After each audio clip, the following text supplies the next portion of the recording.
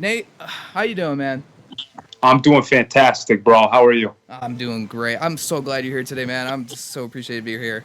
Hey, Man, thank you for having me, man. This is awesome, incredible. Thank awesome. you. So, so you're definitely. So if people don't know, you're a TikToker. Uh, a lot of adults are like, TikTok. What is that? So what? They Is that don't. like Facebook? Is that like a? I have to kind of explain them. It's like Vine. It's kind of like Musically was kind of a thing, and then all of a sudden TikTok's here, and now it took over the next big social media. But TikTok's here to stay because it's been around for kind of longer than I thought. Yeah, no, I totally agree with you. I think that this is kind of the new frontier of social media Yeah. is these little 15, 20, 25-second clips. You think about it, Instagram has now come out with Reels. There's a lot of, newer platforms that are kind of mimicking what TikTok is doing. And in my personal experience, I first got into it just kind of as a joke. I'm going to be honest. Yeah.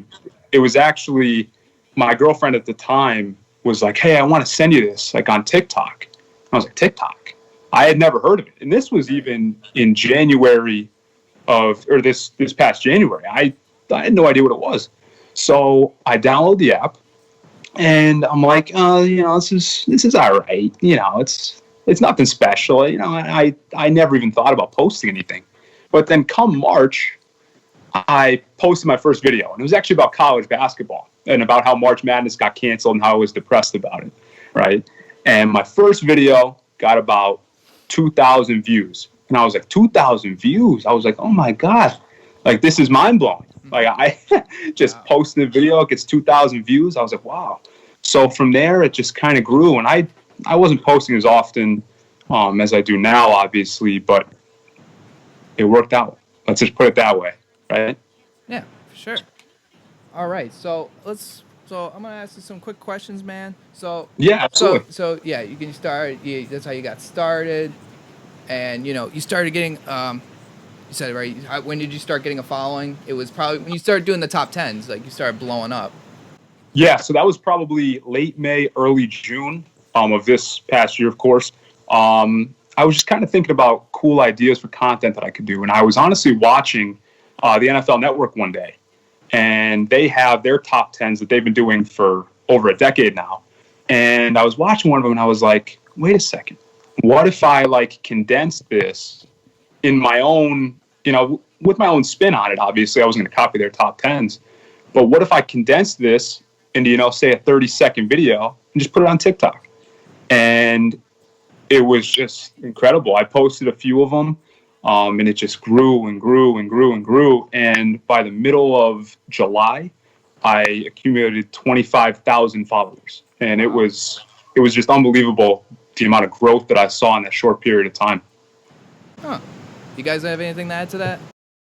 It's just amazing how, you look at people like Charlie D'Amelio and like, how they got into a point where they've made so much money off of TikTok and then, they could post any video and it's an automatic like 5 million likes.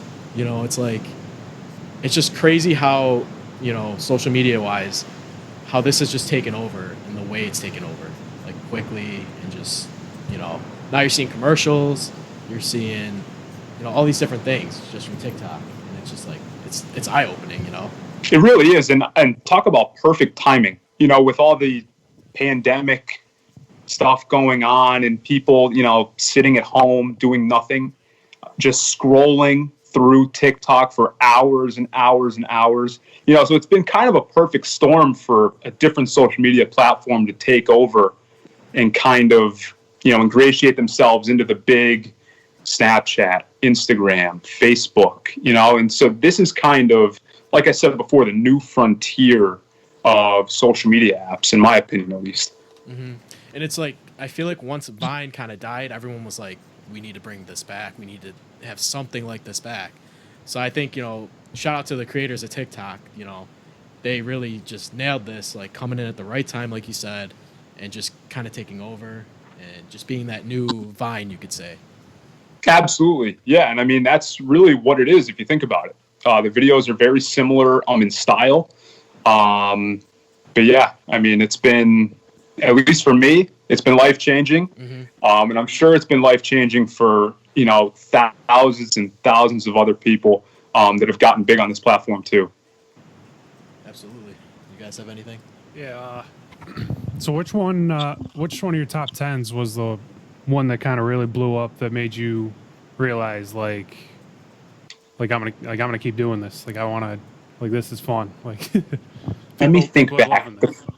Yeah. So the first video that I did that really blew up, and I remember it pretty vividly, it was around the time, and you guys probably remember this, I forget when it was. It might have been in June, when all of the new NFL uniforms came out for the teams that were updating their uniforms for this season, right? Yeah. And I think that there were 7 or 8 new uniform combinations that were coming out. And I did, it actually wasn't a top 10, it was a rating. Because back then, one of the themes that was trending on TikTok was rate things. That was the hashtag, it was rate things. And I saw it up there and I was like, let me take this and run with it. So I did a rating on a scale of 1 to 10 for each of the new NFL uniforms. And I remember I posted it kind of late at night, and I woke up the next morning and it had 400,000 views. And I was like, oh my God. I was like, what's going on? And I had multiple thousands of more followers. And it was just incredible. And I then started posting more and more and more. And it just kind of grew very organically. But that was the first one. I remember it was the first one that really blew up. And now I think it has over 2 or 3 million views. So it's been pretty incredible since then. That's awesome. That's awesome, man. That's man. I love how appreciative you are, man. I love how you just go out and you just reach out to your fans. You're like, thank you so much for the support. I mean, I remember I saw your 100K video. It's like, man, this guy's down to earth. This is a down to earth guy who just is a very appreciative man. Yeah, thank you, bro. I mean, listen, I would be nothing without. I think now it's 123,000 people following me. Mm-hmm. I do that for you guys, for everybody else. I mean, obviously, I make the videos for me, and I do it because I have fun with it. But the fact that 123,000 people actually care about and want to know what I have to say about the NFL and about sports astonishes me. Like it really is. And it's so like humbling to know that, I actually have impact on how people think about certain things. It's incredible because my whole life I've just been talking about football, blabbering with my friends, debating things, just to do it. Right. But now I actually have a platform where I can do it to the masses, which to me is just mind blowing. And I can't think of, anything in my life, at least, that's been more kind of gratifying than this. It's really, really amazing. Wow, man. All right. Well, man, this is awesome, man. But let's see. So we talked about that. So I talked to you before about your For You page, and I mean, probably most adults want to know about this, but some weirdos on that app. Like, I don't know how these people are I don't know how these people are famous. Like, it mind blows me how these people are famous. It really is incredible. Yeah, I mean, it's just like the what's the one? Oh, the I sacrificed my life for Pakistan, and grape. Grape. Like it's all like that. When that one guy blew up, I'm like why? And his comments are like, it's not funny anymore, and it's just him posting again of just him make fun of himself, and I'm like, yeah, no, it's like the Wild West. The For You page is like the Wild West of social media. You see everything, you hear everything. Right. Yeah, it really is kind of insane. Yeah, the one that I seen it's been blowing up. It's people putting butter on their dogs, and it's that one size yes. butter dog. Yeah, I'm just like, I have seen those. It's what? It really is incredible. Are you serious? It's funny, but like in a stupid way. Like I'm just like, I see a video that has probably like 200,000 likes, and it's just someone putting butter on their dog, and it's just some weird sound in the background just saying butter dog over and over again. I'm just like, It's incredible. this It's is incredible. peak comedy right now. I am Like, so glad I haven't seen that. oh, you will. so- You're gonna see it. Trust me. I don't want to see it. I'm like, what? We all see it. We all see it. Oh my god. Oh my. All right. So. All right. All right. So speaking of so you always got your Yankees hat on in your videos. You're definitely a diehard Yankees fan. I am a diehard Yankee. I don't have it on right now. I got my Titleist hat on, but I am a diehard Yankee fan. I wear it in, I'd say, most of my videos. I've been a Yankee fan for as long as I can remember. And last couple of years, it's been a little rough come playoff time, but you know, it happens. It happens, and you just got to roll with the punches, kind of. But yes, for sure, I'm a diehard Yankee fan. I rarely miss a pitch. Been to a bunch of playoff games. And yeah, it's pretty cool. It's pretty cool, man. I mean, yeah, you could ask me and Alex. You know, Alex would come over to my house. We always watch I sent you a picture on of our setup of how we watch games and stuff like that. But Alex would be like, "Hey, garage tonight?" I'm like, "Yeah, we'll go watch some baseball," because that was when baseball started. You know, that's when everything was. You know, everyone's like, "Oh, finally some sports," and it was like, yeah, let's watch something. All right, let's watch some baseball because it's the most entertaining thing on the television right now. I don't have to hear, you know, the news, and you know, I don't want to keep hearing about it. I want to escape. I want to watch sports. Yeah, no, absolutely. And when baseball came back, it was kind of, I think that, and had hockey started up yet? Hockey, I think, had been going on. I think it was like starting in like a couple of weeks. I think baseball was first to get rolling, but yeah, we were in the garage for Game 5 against Tampa, so I was at the casino. I tossed my hat at the end and just sat back in the chair, just started drinking because it was pretty heartbreaking. The past few years.